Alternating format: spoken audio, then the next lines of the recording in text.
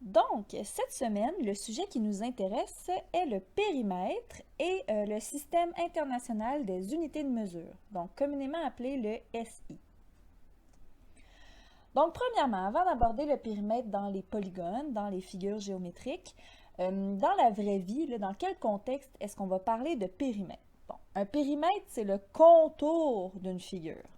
Donc, par exemple, l'exemple peut-être le plus flagrant, c'est celui d'une porte. Donc, quand je veux savoir la longueur de la moulure qui est autour de la porte, bien, à ce moment-là, on parle d'un périmètre. Donc ici, je pourrais mesurer le contour de la porte-fenêtre et trouver son périmètre. L'image en bas, par exemple, si on pense à une piscine et que je dois installer une clôture tout autour, bien alors si j'ai besoin de savoir la longueur de la clôture, donc on parle encore de périmètre, c'est le contour de la piscine. Dernière image, l'espèce de gazebo. Si par exemple, je veux mettre une petite décoration et je veux mettre une guirlande lumineuse, donc des petites lumières tout autour de mon gazebo, alors même chose, si je veux connaître la distance de luminaire que j'ai besoin, la longueur de la guirlande dont j'ai besoin, mais encore une fois, je vais aller calculer le contour du gazebo, donc son périmètre. Donc garde ça en tête lorsqu'on parle de périmètre, c'est vraiment le contour de la figure. Bon. Premièrement, parlons du périmètre maintenant avec les polygones. Donc, on a vu il y a 2 semaines les types de triangles. Donc, supposons que je veux calculer le périmètre d'un triangle. Bien, bon, je vais calculer la longueur de son contour. Donc, j'ai besoin de connaître les différents côtés. Bon, premièrement, on peut toujours nommer les sommets des polygones. Par exemple, ici, A, B, C. On utilise les lettres majuscules pour nommer les sommets. Par contre, dans ce contexte-là, ce ne sont pas les angles qui m'intéressent, donc ce ne sont pas les sommets, mais bien les côtés. Donc, on va aller nommer les côtés aussi. À ce moment-là, on va utiliser des lettres minuscules. Donc, en face du sommet A, je vais mettre bien ce côté-là, donc ici en bas, on va l'appeler le côté A minuscule. OK? Donc, pourquoi? Parce que c'est celui qui est en face du sommet A. Donc, même chose avec le B. Le côté qui est en face du sommet B, on va l'appeler B, mais B minuscule. Et le côté C, celui qui est en face de l'angle C. Donc ça, c'est par convention, on peut les nommer comme ça. Ce qui est important, dans le fond, de se rappeler, c'est que les côtés, c'est toujours des lettres minuscules, tandis que les sommets, ce sont des lettres majuscules. Bon, maintenant, donc, si je veux calculer le périmètre, donc le contour de ce triangle-là, je vais simplement additionner les mesures des côtés A, B, C. Donc, on va l'écrire comme ceci. Donc, P majuscule pour périmètre égale la somme des mesures du contour. Donc, on doit additionner les mesures du contour de la figure. Donc ici, on pourrait l'écrire de cette façon-là. Donc, je prends le côté A plus la mesure du côté B plus la mesure du côté C. Donc, mon périmètre est égal à A plus B plus C. Ensuite, supposons qu'on vous donne les mesures, évidemment. Donc, supposons que le côté A mesure 10 cm, côté B 7 cm et le côté C 12 cm. Donc, mon calcul devient donc P pour périmètre égale 10 plus 7 plus 12. J'additionne tout ça ensemble et ça me donne 29 cm. Donc, le contour de ce triangle-là, le périmètre de ce triangle-là est 29 cm. Donc, j'attire votre attention sur la réponse. Il est important de toujours indiquer les unités de mesure. Donc ici, ce n'est pas 29 mètres. Si par exemple, on parlait d'une piscine, c'est vraiment 29 cm. C'est important, ça fait une très grosse différence si on veut se représenter ces objets-là. Là. Donc, ça fait une grosse différence l'unité de mesure qui est utilisée. Donc, toujours finir la réponse avec les unités de mesure. Puis, je vous conseille aussi d'encadrer comme ça votre réponse. C'est plus facile de s'y retrouver. OK? Donc, en général, la première ligne de votre calcul, je veux voir une formule. Donc, une formule, c'est simplement que je vais nommer les côtés avec des lettres et je vais les écrire. Bien, j'additionne ce côté-là, plus ce côté-là, plus ce côté-là. Donc, ce n'est pas des chiffres, la première ligne. Je veux voir une formule avec des lettres. Ensuite, deuxième ligne, on fait une démarche en étage, comme quand on faisait la méthode effort. Donc, la deuxième ligne, je m'attends là à voir les chiffres. Donc, à voir le calcul. Donc, 10 plus 7 plus 12. Et finalement, dernière ligne, bien, la réponse. Comme je vous ai dit, j'ai incité, je veux voir les unités de mesure, puis idéalement, on l'encadre. Donc, à chaque fois, ça va vous faire une démarche comme ça en étage, où vous commencez en écrivant P pour périmètre. Ici, on vient de faire le calcul du périmètre d'un triangle scalène. Hein? Rappelle-toi, un triangle scalène, c'est un triangle dont tous les côtés ont des mesures différentes. Que se passe-t-il lorsqu'on a un triangle un peu plus particulier? Par exemple, dans ce cas-ci, un triangle isocèle où j'ai deux côtés isométriques. Bon. Lorsqu'on va vouloir les nommer, les côtés, toujours en utilisant des lettres minuscules, supposons que j'utilise la lettre A pour nommer le côté de gauche, bien puisque l'autre côté a la même mesure, bien, on peut utiliser la même lettre. Puisque si c'était des chiffres, si c'était des nombres, supposons 10 cm, l'autre aussi serait de 10 cm, les deux seraient identiques. Donc c'est la même chose lorsqu'on les nomme avec des lettres, on va utiliser les mêmes lettres pour signifier que ça mesure la même chose. Et le troisième côté, lui, très important, il est différent des autres, donc on ne peut pas utiliser la même lettre. Supposons, je pourrais l'appeler B. OK, donc ça, première étape. Ensuite, on veut toujours calculer le périmètre. Donc, rappelle-toi, première étape, je veux avoir une formule. Donc, une formule, c'est simplement de m'écrire avec des lettres. Qu'est-ce que tu vas calculer? Donc, si on calcule le périmètre P majuscule est égal à, bien, je prends le côté A plus le côté A plus le côté B. Donc, c'est comme ça que ça va me donner la mesure du contour de ce triangle-là.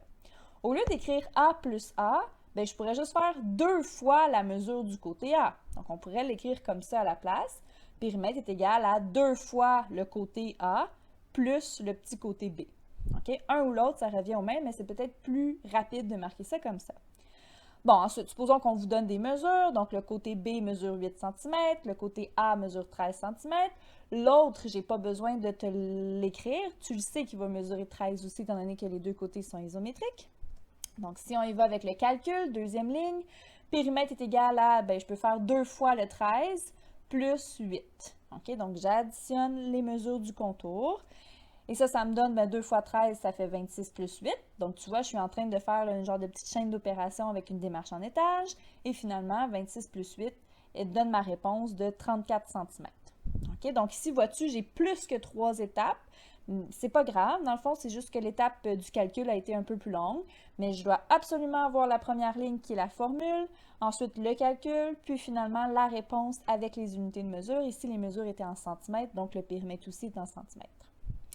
Parfait.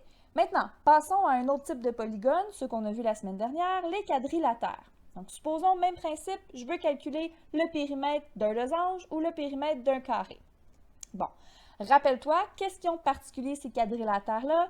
Oui, ils ont 4 côtés, mais en plus, leurs 4 côtés sont isométriques. Donc, sur le losange, j'ai mis 4 petites lignes pour démontrer que les 4 côtés du losange ont la même mesure.